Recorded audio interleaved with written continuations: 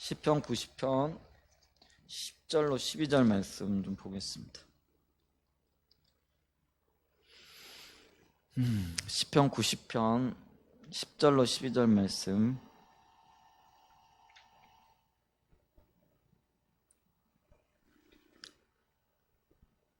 같이 한번 읽을까요? 시작. 우리의 연수가 70이요 강건하면 80이라도 그 연수의 자랑은 수고와 슬픔뿐이요 신속히 가니 우리가 날아가나이다. 누가 주의 노여움의 능력을 알며 누가 주의 진노의 두려움을 알리이까? 우리에게 우리날 계수함을 가르치사 지혜로운 마음을 얻게 하소서. 아멘.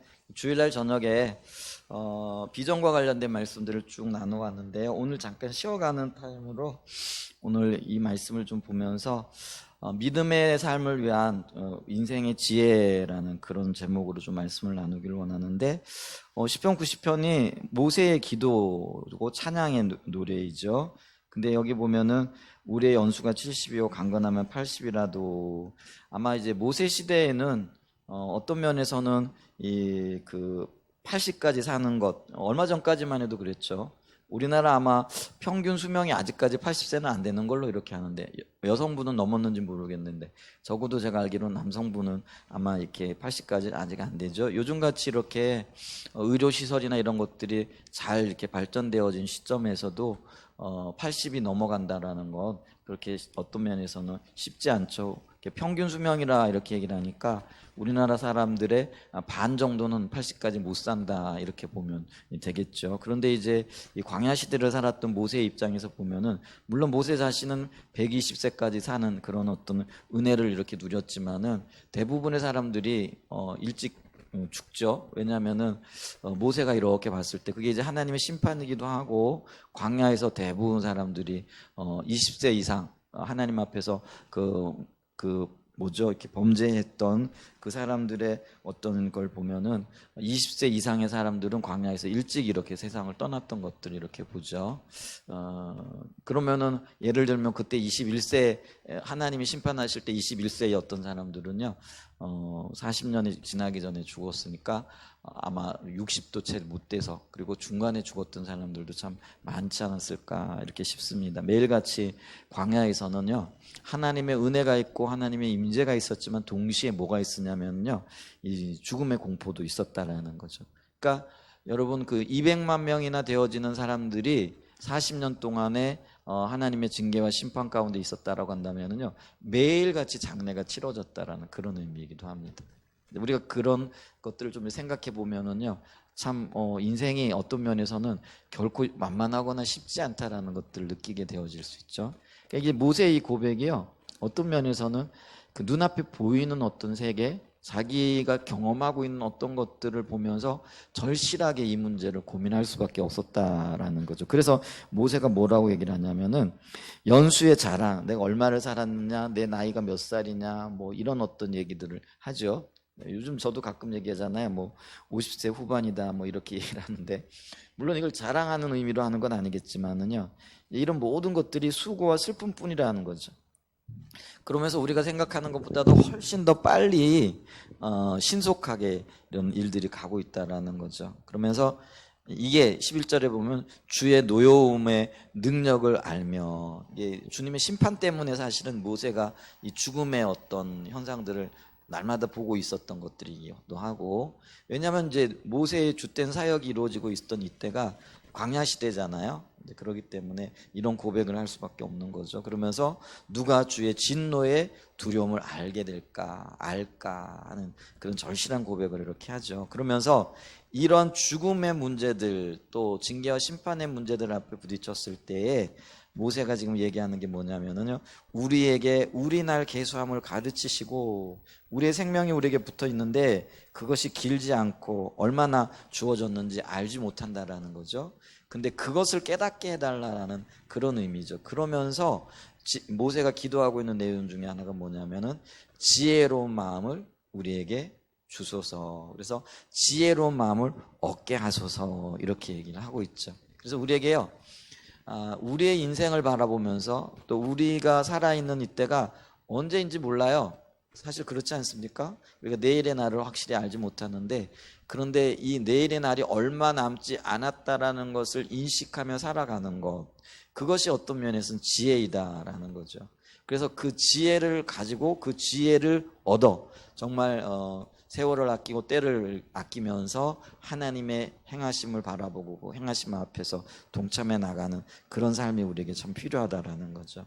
그런 의미에서 우리가 믿음의 삶으로 사람으로서 하나님의 허락하신 생애 또 허락하신 날들을 살아가고 있는데, 여기에서 우리가 좀 몇 가지 좀 얻어야 할 지혜들이 있지 않을까 싶은데, 제가 이 말씀들을 생각하면서 우리에게 어떤 지혜가 필요할까 이렇게 생각할 때 가장 먼저 떠오른 게 뭐냐면은요, 이미와 아직의 그런 긴장 관계를 늘 의식하며 살아가는 지혜가 참 필요하지 않을까 싶습니다. 이미와 아직이라는 이런 개념은 우리가 하나님 나라와 관련되어져서 많이 들었던 개념이고 이미지죠. 임이라는 건 뭐냐면 하나님이 벌써 우리 가운데 오셨다라는 거죠. 예수님이 이 땅에 오심으로 하나님 나라의 권세와 왕의 통치를 가지고 이 땅에 오셨잖아요. 이제 그래서 우리의 무너진 어떤 하나님과의 관계, 그리고 죄로 인하여 사망과 심판 가운데 헤맬 수밖에 없었던 우리들을 십자가에서 단번에 사하시고 또 회복시키시는 그런 일들을 이루셨죠. 그래서 이 십자가 안에서 하나님의 놀라운 은혜가 우리 가운데 임했죠. 근데 반면에 아직까지 주님 다시 오시기까지는 우리가 이 땅에서 살아가야 할 일들이 남아있고 또 싸워야 할 어떤 일들이 남아있다라는 거죠. 그게 이제 하나님 나라. 그래서 이미 하나님 나라가 우리 가운데 왔지만은 아직 완성되어지지는 않았다라는 그런 의미에서 이미와 아직이라는 이런 어떤 개념들을 우리가 사용을 하고 있는데요. 근데 이런 것들을 좀 차용해 보면서 제가 어떤 생각을 했느냐면은 이미 오늘 우리의 삶 가운데는 충분한 하나님의 은혜가 임했다라는 거죠. 가장 큰 은혜가 구원의 은혜죠. 그게 물론 이제 개인적으로 겪기도 하고 또 공동체적으로 누리기도 하는데, 하나님은 오늘날 우리가 이 땅을 살아가는 데 있어서 충분한 은혜 또 충만한 은혜들을 이미 베풀어 주셨다라는 거죠. 그렇기 때문에 우리는 늘 감사하며 살아가는 지혜가 있어야 된다라는 거죠. 우리 가운데 행하셨던 하나님의 놀라운 은혜들, 이미 베푸셨던 은혜들, 이미 하나님께서 행하고 계신 그 일들로 인하여 늘 감사해야죠. 그래서 하나님은 우리에게 범사에 감사하라 이렇게 얘기를 하죠. 그래서 감사의 자리에 서는 거 참 중요하지요. 그러나 반면에 아직까지 우리의 삶 가운데 이루어져야 할 하나님의 목적, 하나님의 뜻이 남아 있더라는 거죠.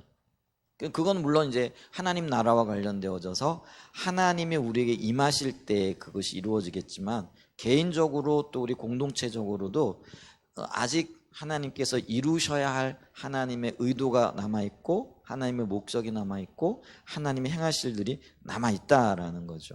그런 것들을 봤을 때는 아직 과정 중이라는 거죠. 그러니까 이 과정 중이라고 얘기했을 때는 어떤 의미가 되어지느냐면요, 우리가 목적의식을 놓지 말고 살아가야 된다라는 거죠. 그러니까 이미 주님께서 우리에게 은혜를 베푸셨기 때문에 우리는 감사할 뿐만 아니라 아직까지도 이루어져야 할 하나님의 뜻과 하나님의 목적이 남아있기 때문에 어떤 면에서는 목적의식을 놓지 않고 살아가는 그런 긴장이 좀 필요하다라는 것이죠. 그래서 이 과정 중이라고 얘기하게 되어졌을 때는 여기에 무엇이 포함이 되어지느냐면요, 이루어져야 할 목적이 있기 때문에 그 목적을 향한 목적의식 가운데 이루기 위한 하나님의 훈련과 또 훈련을 겪는다라는 것은 우리 안에 다루심이 남아있다라는 것들을 기억한다라는 거죠. 그러니까 있잖아요, 우리의 삶 속에 일어나고 있는 여러 가지 내가 원치 않는 어떤 삶의 형태들, 또 그런 다양한 사건 사고들, 이런 것들이 일어나고 있잖아요. 근데 그게 아직 하나님의 목적이 이루어지지 않았기 때문에 그 목적을 이루기 위한, 그리고 그 목적을 이루기 위한 하나님의 사람들로 저와 여러분들을 다듬고 또 그 훈련시키기 위한 그런 과정이라는 거죠.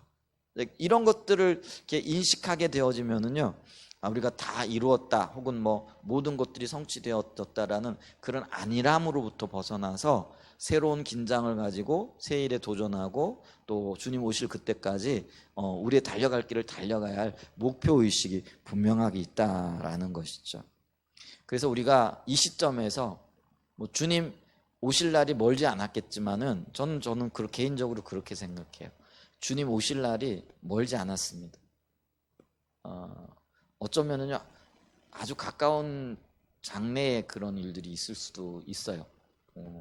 그건 아무도 알지 못하죠. 그렇지만은 그런 부분들이 있을 수도 있다라는 것들 우리가 늘 잊지 말고 살아가야 되는데, 그래서 우리가 믿음의 삶의 여정을 하고 있는 우리가 늘 기억해야 할 거는 이미와 아직의 긴장 관계를 늘 의식하며 살아가야 된다라는 것이죠. 그게 우리가 지금 이 시대를 살아가고 있는 삶의 지혜고, 믿음의 삶을 살아나가는 그 모세가 얘기했던 삶의 지혜를 얻게 하소서, 지혜로운 마음을 얻게 하소서 하는 그런 기도의 응답일 수 있다라는 것이죠. 그 다음에 두 번째로 우리가 늘 기억해야 될 게 있는데, 그게 뭐냐면은요, 하나님의 관심은 좀 표현이 좀 그런데요, 나의 행복이 아니라요 나의 거룩함에 있다라는 것이죠. 그러니까 이 하나님이 우리를 가운데 지금 행하고 계신 그 일이 물론 하나님이 우리에게 평화를 주기를 원하시고 안식을 주기를 원하시고 생명을 주기를 원하세요. 왜냐하면 하나님 자신이 생명이시기 때문에 그렇죠. 그런데요, 우리가 하나님 안에서 이 생명을 누리게 되어지지만 진작 하나님이 우리에게 주시길 원하시는 거는 우리의 어떤 그것으로 인한 행복, 또 그것으로 인한 만족감, 그것으로 인한 어떤 그런 자기 만족이 아니라는 거예요. 그러면 하나님께서 우리에게 생명으로 오시기를 원하시는 그 궁극적인 목적은 뭐냐면요, 하나님을 닮아가는 삶 가운데에서 우리의 그 거룩함이라는 거죠. 근데 이 거룩함이 하나님의 목적이고 저와 여러분을 향하신 의도라고 얘기할 때는요, 여전히 하나님은 우리를 빚기를 원하시고 다듬기를 원하신다라는 거죠. 그렇기 때문에 어떤 면에서는 이 빚어짐, 또 하나님의 쓰시기에 합당한 그릇으로 예비되어지는, 그러기 위해서는 가지치기가 필요하다라는 거죠. 우리가 요한복음 15장을 보면은요, 포도나무 비유 이렇게 들죠. 근데 포도나무의 비유 중에서 어떤 것들이 있느냐면은요, 농부는요 그 가지를 정결케 하기 위해서요, 그리고 많은 열매를 맺기 위해 가지고요 가지치기를 합니다. 우리 여기 그 감나무도 있고요, 또 대추나무도 있고요, 무화과 나무도 이렇게 있잖아요. 근데 우리가 이번에 가지치기를 안 해줬어요. 근데 열매는 많이 맺는데요, 보니까 그 열매들이 이렇게 잔잔해, 잘 자래요. 여기 대추 좀 보시고요, 그 다음에 무화과 나무도 좀 보세요. 무화과도에 보면은 열매가 굉장히 많이 열매는데, 아까 우리 제 아내가 뭐 무화과 따가지고 누구 먹어라 뭐 이렇게 하는 것 같기도 하는데, 예, 보니까 무화과가 많이 익었더라고요. 근데 무화과 나무 열매 좀 보세요. 이렇게 잔잔해요. 잔잔이 아니라 잘 자래요. 근데요, 무화과 나무 크고 탐스럽고 어떤 가치가 있게 하려고 그러면은요, 사실은 그거 봄에 어떤 적절한 때에 이게 가지치기를 해줘야 되거든요. 근데 우리의 삶에서도요, 이 건강한 열매, 건강한 어떤 수확을 이루기 위해서는요, 가지치기가 필요해요. 가지치기가. 그게 삶의 다루심이고 하나님이 빚어가심이라는 거죠. 그러니까 우리가 이거를 인식하고 의식하게 되어지면은요, 우리의 삶 가운데 일어나고 있는 여러 가지 사건과 사고, 또 매일같이 당면하게 되어진 어떤 일들이 생소한 일이 아니고요, 그게 어떤 면에서는 뭐 특별한 일이 아니고요, 당연한 일처럼 받아들여져야 된다라는 거예요. 그러니까 당연한 일이기 때문에 우리는 그걸 또 여사롭지 않게 그냥 당연하게 그 일을 해결해 나가는 거예요. 왜냐하면은요, 우리가 그런 것들에 대한 어떤 인식을 가지고 이렇게 믿음으로 반응하여 나가게 되어지면은요, 그거는 특별한 일이 아니라 당연히 믿음의 삶의 과정에서 겪어내야 할 일들일 뿐만 아니라 당연히 우리가 극복하고 승리해야 될, 그리고 주님의 영광을 드러내는 한 열매에 지나지 않는다라는 것이죠. 아멘. 그래서 우리가요, 그 하나님의 관심이 내 개인적인 행복이나 어떤 만족감 뭐 이런 것들에 있는 것이 아니라 궁극적으로 보게 되어질 때는 나의 빚어짐에 있고 나의 거룩함에 있다라는 것이죠. 그래서 우리의 인생의 모든 초점이 이렇게 있습니다. 그래서 어떤 일을 할 때도요, 저것을 하면 내가 행복하겠다 이게 아니고요, 저것을 통해서 내가 거룩하게 빚어져야 되겠다. 그리고 하나님 나를 빚기를 원하시는구나. 이거예요. 그렇게 하게 되어지면은요, 웬만한 일들을 이렇게 보게 되어질 때, 뭐 그것 때문에 낙심하거나 그것 때문에 힘들어하거나 뭐 이런 뭐죠? 시간 낭비할 필요는 없겠죠. 저 일이 나를 거룩해 하는 거구나. 저 일을 통해서 내가 더 빚어지겠구나. 저 일 속에서 하나님께서 더 큰 영광 받으시겠구나. 이런 어떤 것들을 이렇게 하죠. 그래서 우리가 하나님께서 나의 거룩함을 위해서 하고 계시는 일이 뭐냐면은요, 내 안에 계셔서 나를 살피시고 나를 인도하시고 나를 가르치시고 나로 하여금 깨닫게 하시는 거죠. 이게 성령의 내주하심이라는 거죠. 그렇게 해서 하나님께서 내 삶이 거룩하다라는 건 하나님 닮아가는 거고, 다른 말로 얘기하면 하나님 중심적인 삶으로 빚어지는 걸 얘기하잖아요. 그래서 이 거룩이라는 게 나 중심적인 삶에 있던 모든 그 가지들을 잘라내고 하나님 중심적인 삶으로 들어오게 하는 거죠. 이게 하나님 중심적인 삶으로 내 삶이 재편되어지는 것이 다른 말로 얘기하면 온전함이다, 이렇게 얘기를 하는 거죠. 이 온전함이라는 게 행위의 완전함을 얘기하기보다는요, 주님과의 관계성 속에서 내가 주님의 뜻대로 주님 중심적인 삶을 살기를 원하는 그러한 우리의 마음이 주님 앞에 드려질 때 주님이 그걸 온전하다 이렇게 얘기하잖아요. 그러니까 우리가 이게 아브라함의 삶을 볼 때도 내가 거룩하니 너도 거룩해라, 내가 완전하니 너도 완전해라 그럴 때 하나님이 완전하신 분은 이해가 돼요. 근데 아브라함이 얼마만큼 해야 하나님처럼 완전해질 수 있을까요? 그걸 봤을 때는 아브라함에게 요구되어지는 게 하나님처럼 완전한, 그러니까 진짜 뭐예요? 아무런 흠도 없고 아무런 뭐 실수도 없고 어떤 뭐 흠도 없는 그 상태는 아닐 거란 말이에요. 왜냐면 아브라함이 아무리 노력해봐야 하나님처럼은 될 수는 없잖아요. 그런데 하나님이 내가 완전하니 혹은 내가 거룩하니 너도 완전하고 거룩해라 이렇게 얘기했을 때는요, 이게 행위의 거룩함, 행위의 완전함이 아니라는 거예요. 관계 속에서의 안전함이고 거룩함이라는 거예요.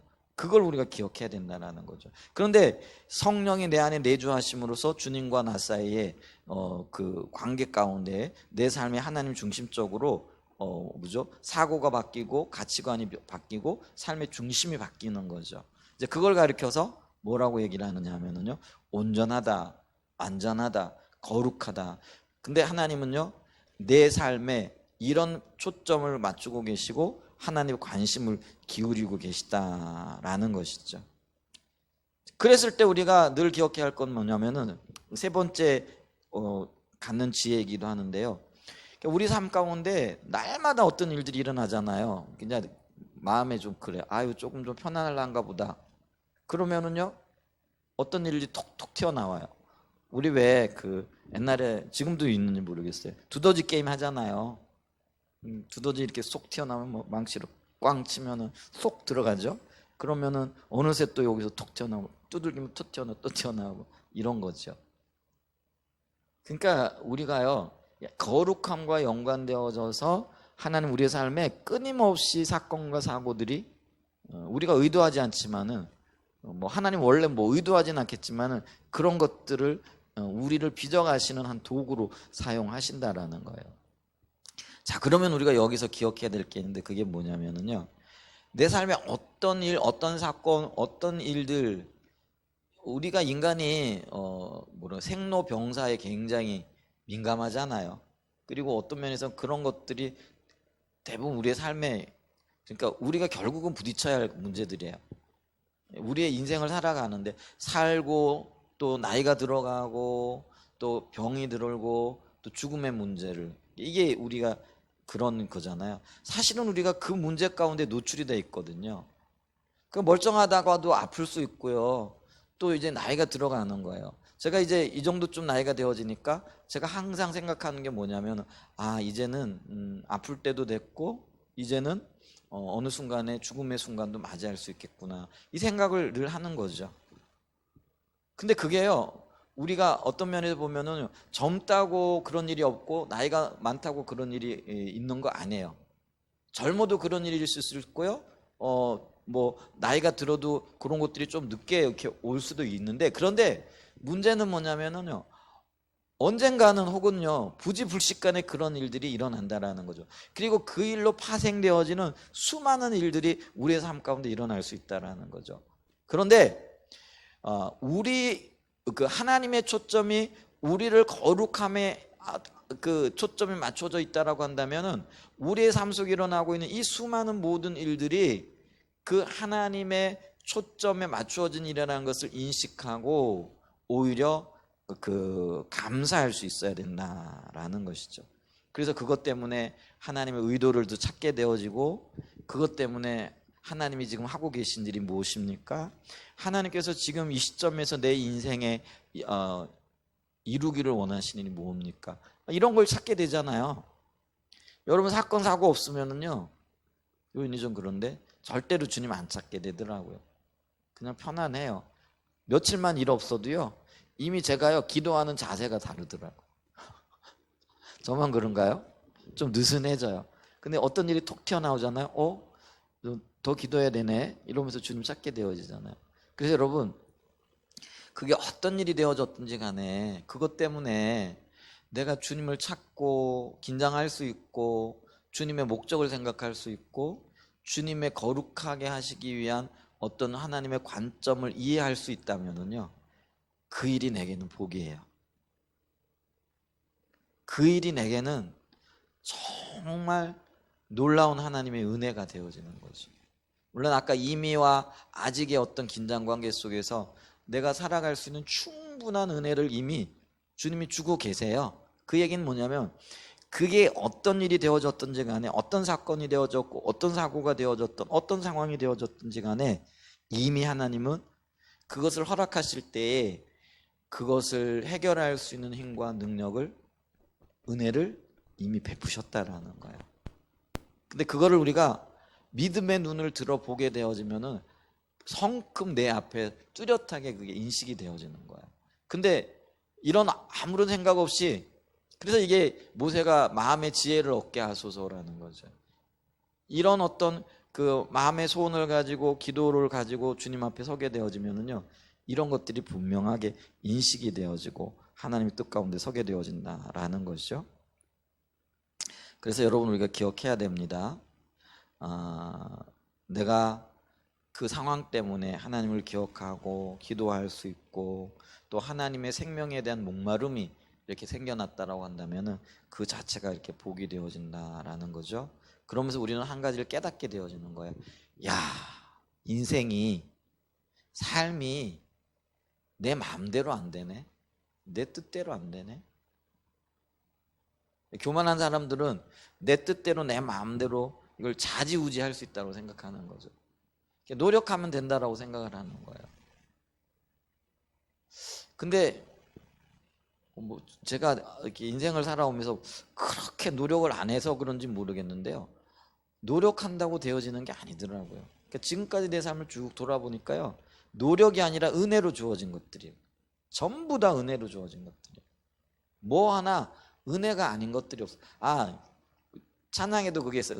은혜, 뭐 우리 그 송경민 그분이 하는 그 찬양이 아니더라도요, 우리가 성경에 보게 되면은 사도 바울이 나의 나된 것이 주의 은혜로라 이렇게 얘기를 하잖아요.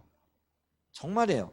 삶을 돌아보니까요, 기쁜 일, 슬픈 일, 뭐 좋았던 일, 또 뭐 인간의 어떤 삶의 눈으로 보게 되어지면은 슬펐던 일, 고통스러웠던 일, 수많은 일들이 있거든요. 저는요 여러 가지를 겪어봤어요. 뭐 몸도 아파봤고요. 또 뭐라 그럴까요? 뭐 부모님 일찍 돌아가시는 경험도 했고요. 뭐 그런 인생들의 어떤 문제들을 겪기도 했고, 한때는 제가 그렇게 생각했어요. 젊은 나이에 저는 그런 어떤 인생의 어려움들이 10대 후반에서 시작해가지고 20대 초반에 한꺼번에 몰려왔었던 것 같아요. 그때 참 일들이 많았어요. 한 고등학교 1학년 때쯤부터 시작해가지고 20대 초반까지 군대 생활 이렇게 마치는 그 어간에요, 참 제 삶에 저는 그래서 생각했어요. 야, 참 오래도 안 살았는데 참 여러 가지 일들이 참 많네. 그때는 이제 이런 생각까지 못 하니까요. 참 많은 일들이 내 삶에 있네. 뭐 그런 일들이 이제 뭐 건강의 문제도 겪어봤고요. 그 다음에 이제 생명의 문제도 겪어봤고요. 또 그 건강의 문제 생기고 또 부모님 어머님 일찍 돌아가시고 또 아버님 그 뭐죠 안 하죠. 그런 것들이 제가 목회 초반까지 이렇게 많이 경험하고 겪었네요. 포항에 있을 때 그때까지 제가 이렇게 목회를 하면서까지 이렇게 거기서 또 오는 인간관계 문제라든지 수많은 어떤 사건과 사고들이요 어떤 면에서는 좀 쉴 새 없이 몰아친다라고 생각되어질 정도로 물론 그 어간에 은혜도 있었고요 위로도 있었고요 하나님의 함께 하심도 이렇게 있었죠. 근데 여러 가지 어떤 문제들도 있었어요. 근데 이제 그런 것들을 이렇게 쭉 생각하면서 지금 돌아보면은요, 야, 그게 하나님의 은혜였구나. 그 순간에 내가 어떻게 이런 것들을 잘 극복하고 여기까지 왔네. 이제 이런 생각들을 하는 거죠. 근데 제가 이렇게 돌아보니까요, 그런 일들이 있을 때 어떤 때는 밤잠을 못 자고 하나님을 찾고 은혜를 구하고 기도하고 이제 그런 것들이 있었던 것 같아요. 근데 그게 저에게는 복이었던 거죠. 어떤 일들이 생기게 되어지면 하나님 앞에 엎드리고 기도하고 왜냐하면 제가요 그래도 그 신앙생활을 그때는 다 그랬는지 모르겠지만은 기도를 굉장히 강조하는 교회 성령의 역사를 굉장히 강조하는 그런 교회를 다녔거든요. 그러면 이제 어떤 일이 생기면은 금식한다. 요즘은 제가 금식 거의 안 했죠. 근데 제가 목회 초반 여기 대전에 와서까지도요 어떤 일만 있으면 혹은 뭐 애들 캠프한다 뭐 이래도요 제가 금식하고 준비하고 이랬거든요. 우리 샘물교회 선교회 캠프할 때도요 캠프하면 당연히 금식하는 걸로 이렇게 생각을 하고 금식하고 준비하고 말씀 준비하고 이랬던 것들이 떠올라요. 그간에 제가요 금식하고 기도하고 그걸 굉장히 강조하는 교회에서 자라났기 때문에 그게 당연한 거였죠. 근데 이제 그걸 이렇게 돌아보면은 그게 당연한 거였는데 그것이 나를 자라게 했고 어떤 문제들 가운데에서도 넘어지지 않고 견딜 수 있는 어떤 힘을 제공했더라는 거죠. 이제 그렇기 때문에 그게 내게는 복이 되어졌고 은혜가 되어졌고 그리고 그 은혜가 나를 여기까지 오게 했다라는 것이죠. 자, 그랬을 때 우리가 좀 자신을 돌아보게 되면은 어떤 분들은요, 이런 문제가 있고 또 극복해야 될 것들이 있고 이게 분명히 영적인 문제인데도 불구하고 기도하지 않고 주님 앞에 안 매달리죠. 그런 걸 보면 참 안타깝긴 해요. 근데 그게 안타깝다고 되어지는 일들은 아니더라고요. 주님이 은혜 주셔야 되거든요. 기도하는 것도 은혜 주셔야 돼요. 부르짖는 것도 은혜 주셔야 되고요. 금식하면서 주를 찾는 것도 하나님이 은혜를 주셔야 되는 영역이더라. 근데 그런 인식이 없으면요. 그냥 불평만 하고 원망만 하고 힘들어 하기는 하는데 기도는 안 하고 금식하고 매달려야 할 때 안 매달리는 어떤 것들을 이렇게 보잖아요. 그런데 제가 이런 어떤 제 삶의 어떤 일들을 겪어 나오면서 그것이 은혜였고 그 다음에 그 뒤에는 하나님의 주권적인 역사가 있었다라는 것들을 생각하게 되는 거죠. 여러분 내 삶 속에 일어나는 모든 일들이 우연이라는 건 없습니다. 그걸 기억해야 되죠. 그래서 어떤 때는 사람 때문에 힘들고 고통스럽고 참 너무 힘들죠. 그러나 그 뒤에 하나님은 여전히 일하고 계시고 그것을 통해서 나에게 초점이 맞춰져 있고 나의 거룩함을 바라보고 계시다라는 것이죠. 그래서 내가 마음이 아픈 그 일도 때로 내가 그것 때문에 죽을 것 같이 이렇게 보여지는 그런 일들 가운데도 여전히 하나님은 그 뒤에서 일하고 계시고 주권적인 역사를 이루고 계시다라는 거죠. 그래서 그것을 깨달을 수만 있다면 혹은 그것을 인식할 수만 있다면은 내 삶에 수많은 그 사건과 사고들이요 내게는 엄청난 복이 되어진 거죠. 그거를 기억하시고 하나님의 관점에서 이런 모든 것들을 보는 것 그게요 인생의 지혜입니다. 우리의 연수가 그렇게 길지 않아요. 그런데 주님과 그 길지 않은 생애를 참 복되게 혹은 다루어지고 성장하고 성숙하기 위해서는요, 이런 의식과 인식이 필요해요. 우리가 육신을 가지고 있는 동안에 변화라는 게 있어요. 영적인 존재는요, 그러니까 우리가 영인, 그러니까 성령이 우리 안에 계시고 우리도 영적인 존재잖아요. 동시에 그러면서 우리가 육을 가지고 있어요. 근데 있잖아요, 영은 어떤 면에서는 변화가 없거든요. 육은 바뀌고 변해요. 그래서 우리 하나님은요, 변하는 그런 회전하는 그림자도 없고 어제나 오늘이 영원처럼 동일한 존재죠. 그러니까 영적인 존재들이 그래요. 여러분, 귀신들이요, 왜 회개하지 못하는 줄 아세요? 그들이 예수님이 어떤 분인지 알고 예수님에게 어떤 능력이 있는 줄 알고 그 예수님이 자기들을 멸할 권능이 있다는 걸 또 알아요. 그런데 그들은요, 회개하지 못해요. 회개하지 못하는 이유가 뭐냐면 그것이 영적인 존재이기 때문에 그래요. 그러니까 회개하지 못한다라는 거는 변화의 가능성이 없다라는 거예요. 근데 우리는요, 참 기기묘묘해요. 하나님의 영이 우리 안에 계시고 우리가 영적인 존재잖아요. 동시에 육체를 가지고 있어요. 육체를 가지고 있다라는 거는요, 바뀌고 변한다라는 거죠. 그러니까 아기로 태어나가지고 우리가 자라나고 또 늙어가고 또 이렇게 병들고 이잖아요. 이게 변화가 있다는 거예요. 근데 이게요, 육인 동시에 영이고 영인 동시에 육인, 아주 독특한 존재가 인간이라는 거예요.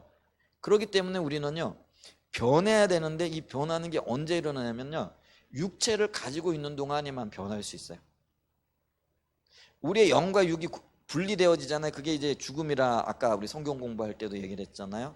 그러면 이제 우리의 영이 육에서부터 떠나게 되어지잖아요. 근데 그 순간에 우리의 변화가 멈춰버려요. 그러니까 육체에 있을 때 변화되어진 그 상태가 그대로 그냥 이어져 버리는 거예요. 다시는 변할 기회가 없는 거예요.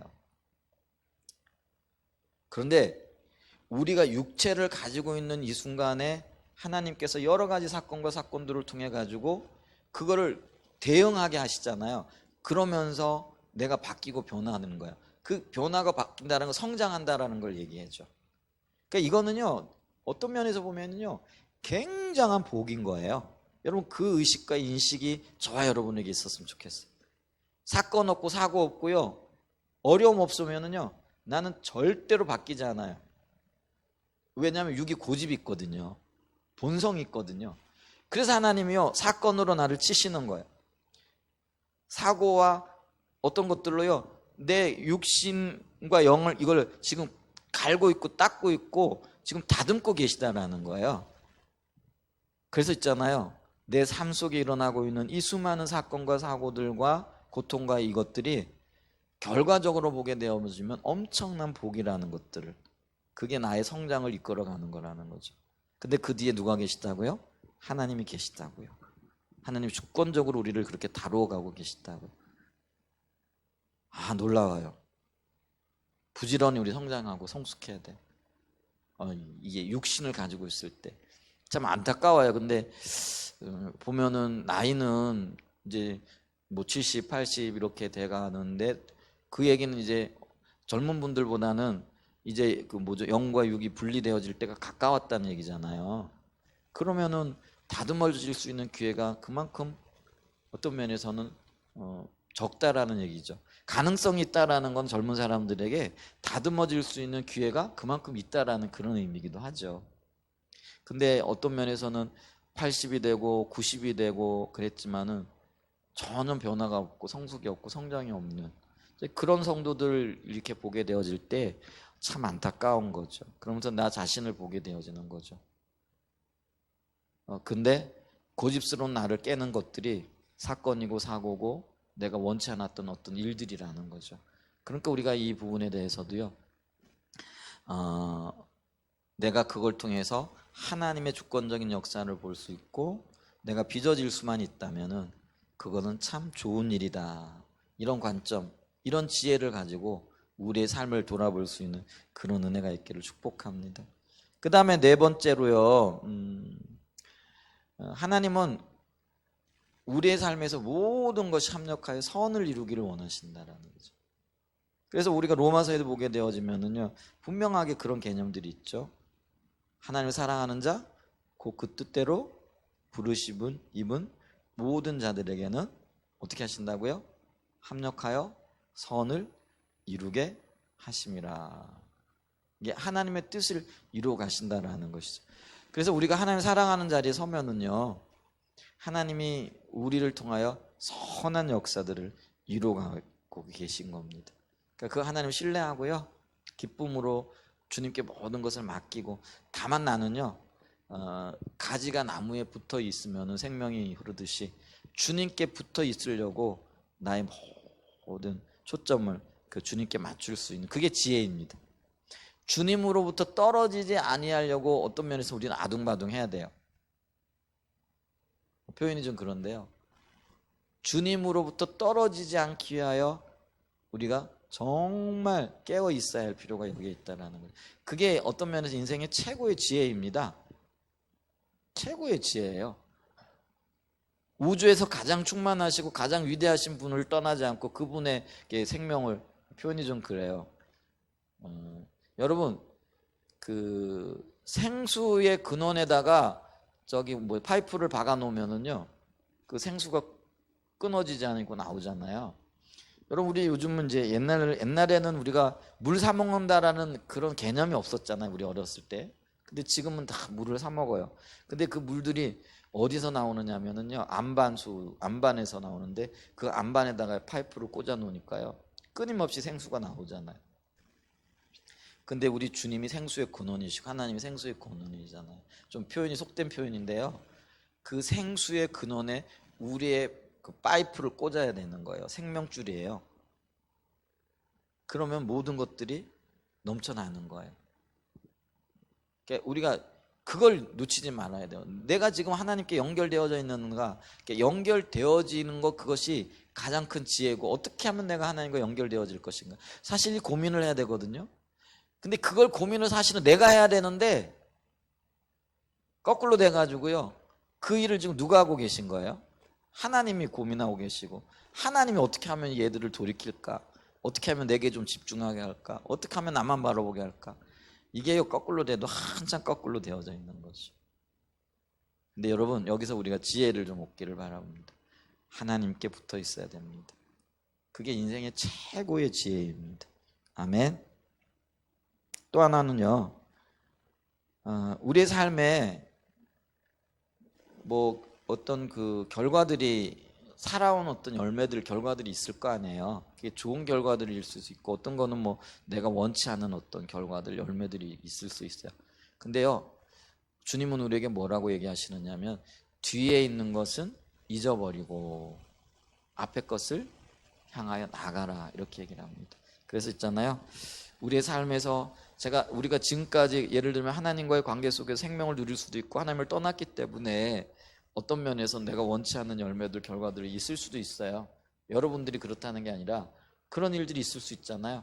근데 그것까지도 그냥 주님 앞에 맡기고, 이제는 내가 할 수 있는 최선으로 주님을 찾고 구하며 주님 앞에 맡기고, 그것이 지혜예요. 근데 뭐예요? 그 잘된 일에 뭐죠? 이렇게 뭐 거기에 초점이 맞춰져 가지고 뭐 그것만 추억하고, 그게 교만이죠. 그렇게 되어지는 거예요. 반면에 힘들고 어렵고 안 된 일, 그 일에 해가지고 콧바트리고 있고, 그것도 역시 교만이에요. 왜냐하면 초점이 누구에게 있는 거죠? 자기에게 있는 거거든요. 그러니까 우리가 그래야 돼요. 저도 목회를 해보면서 뭐 잘한 일도 있고 못한 일도 있고, 귀하게 열매 맺은 것도 있고, 어떤 경우는 왜 이것밖에 안 될까, 이런 열매는 내가 원했던 열매들도 아닌데, 이런 것들이 없을까요? 참 많아요. 돌아보면은 후회 비슷하게 해야 될 것들, 이런 것들도 많고 있잖아요. 근데 주님은요, 그런 것들에 우리의 마음 뺏기를 원치 않으신다는 거죠. 여러분들도 마찬가지일 거예요. 삶을 살아오면서 다음 세대들도 마찬가지죠. 그게 뭐 오래 살았다고 해가지고 그런 일이 많고 적고 이게 아니고요, 어떤 일들이 내 마음을 사로잡을 수도 있거든요. 근데 그것에 마음 뺏겨서는 안 된다는 거죠.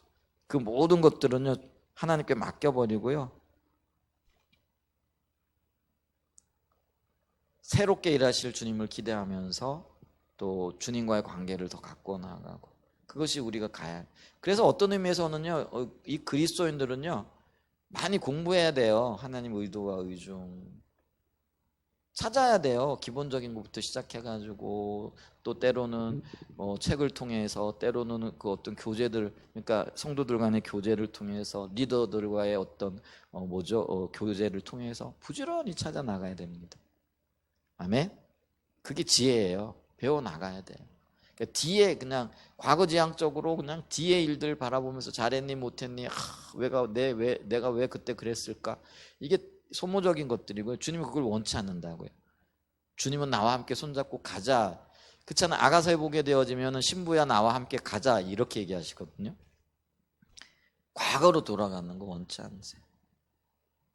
근데 신부는 뭐라고 얘기를 해요? 아이고 내가 계달의 장막처럼 내 모습이 너무나도 형편없고, 이게 거기에 초점을 맞추는데, 그 신랑 되시는 우리 주님은 나와 함께 일어나 가자.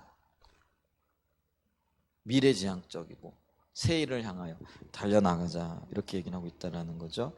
그래서 우리의 인생길에서 일의 결과를 주님께 맡기고요, 하나님의 말씀 붙잡고 달려나갈 수 있는 그런 은혜가 있기를 예수님의 이름으로 축복합니다. 그래서 우리에게 뭐가 필요하다고요? 가난한 심령이 필요한 거죠. 내일을 향한 그런 것들이 필요하고요. 그래서 바울도 그런 얘기하죠. 뒤의 것은 잊어버리고. 그래서 뒤의 것은 잊어버리고 얘기했을 때 뭐냐면은요, 우리가 빌립보서 3장에 보면은요 참 화려한 것들 많아요. 근데 반면에 바울도요 잊어버리고 싶은 과거들도 있겠죠. 어떤 거예요? 스데반을 죽일 때 앞장섰던 사람이잖아요. 수많은 예수 믿는 사람들을 잡아 죽였던, 어쩌면은 그게요 바울의 인생에서 내가 몰라가지고 왜 그랬을까 이런 후회, 여러분 그런 게 어떤 면에서는 굉장한 약점이 되는 거예요. 그리고 그것이 바울의 앞날을 막는 그런 역할도 하기로 했어요. 저 사람이 예수 믿는 사람 박해했다라는, 그게 과거 전력이요 쉽게 없어지는 게 아니거든요. 다 기억하고 있고요, 다 알고 있는 얘기들이거든요. 근데 사도 바울이 그 주님과 함께하는 삶에 놀라운 어떤 역사들도 있었지만은, 어떤 면에서는 인간적인 어떤 그런 과오들도요 적지 않았던 것들을 보잖아요. 그런데 사도 바울이 뒤에 있는 것은 잊어버리고 앞에 있는 표대를 향하여 내가 달려간다 이렇게 고백하고 있다라는 것이죠. 자, 그러면서 우리가 이런 부분에 있어서요 주님께 과거는 맡기고 또 미래를 향하여 달려나가는, 이게 우리가 그 주님 앞에서 모세가 기도했던 지혜로운 마음, 이게 지혜로운 마음이다라는 거죠. 그러면서 어떤 면에 있어서는요 사람과의 관계를 또 잘 가꾸어 나가는 거, 이제 그 부분에 대해서는 요즘 관계 중심 전도를 여러분들이 공부하시면서 그 사람과의 관계가 하나님과의 관계를 대변하는 거라. 그래서 그 초점이 뭐냐면은요 용서하면서 사는 거죠. 이게 참 중요하더라고. 당장에는 그게 용서할 수 힘들 수 있어요. 왜냐하면 직접 부딪히니까요. 근데 우리가 주님 앞에 잠잠히 머물게 되어지면은,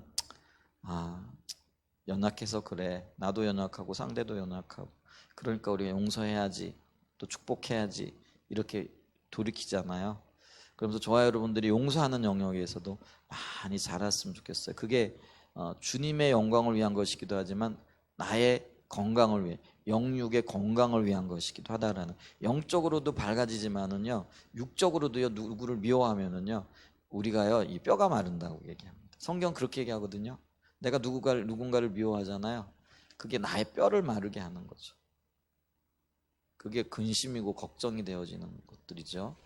그래서 우리가 어떤 형편이든지 간에, 근데 사실 있잖아요, 가장 용서하기 힘들고 또 용서해야 될 대상이요 우리 가까이에 있어요. 멀리 있는 사람들은 뭐 안 만나면 그만이고요, 어떤 면에서는 까짓것 뭐 자꾸 쉽게 잊어버려요. 근데 내가 용서해야 할 대상이 누구냐면은요 참 가까이에 있어요. 근데 그게 대부분 가족들이에요. 가족 안에, 또 내 부모 안에, 또 형제들 안에 이런 있더라고요. 그러니까 참 이게 어려운 거야. 그리고 이런 생각하는 거예요. 야, 어떻게 가족이 나한테 그럴 수 있어? 내 부모가 어떻게 나한테 그럴 수 있어? 형제가 나한테 어떻게 그럴 수 있어? 이게 더 서운한 거죠. 더 힘들고 더 어려운 거죠. 근데 우리는요, 주님의 원리를 따라서 용서하는 자리에 서야 됩니다. 그럴 때 우리가 편안하고요. 그게 주님을 닮아가는 지혜가 되어진 거죠. 오늘 좀 일찍 말씀 마무리하기를 원합니다. 우리가 믿음의 삶을 위해서요, 지혜가 필요합니다. 인생 7, 80 살아가면서 슬픔뿐이고 그것이 어떤 면에서는 신속하게 가는데 우리가 지혜가 필요하다라고 모세가 얘기하고 있고요. 그 지혜를 구하라. 우리로 하여금 지혜를 얻게 하소서, 지혜로 마음을 얻게 하소서 기도하고 있잖아요. 그래서 우리가 기도해야 될 제목이 그건데 어떤 지혜들이 우리에게 필요할까? 임의와 아직의 긴장관계를 의식하는 거고요. 하나님의 관심이 나의 거룩함에 있다라는 것이고요. 어떤 형편과 처지든지 간에 그것 때문에 내가 주님을 찾을 수 있다면은 그게 우리에게 최고의 지혜가 되어지고 그 뒤에 역사하시는 분이 하나님이시다라는 것들을 잊지 말고 살아야 된다라는 거죠. 또 하나는 뭐냐면 하나님이 우리 가운데 행하시는 모든 일들이 결국은 합력하여 선을 이루게 하신다라는 거.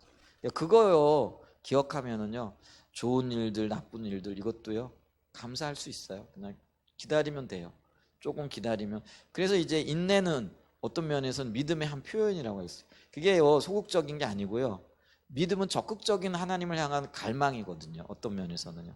그래서 조금 기다리면은요. 그게 어떤 면에서 힘들고 어려울 수 있어요.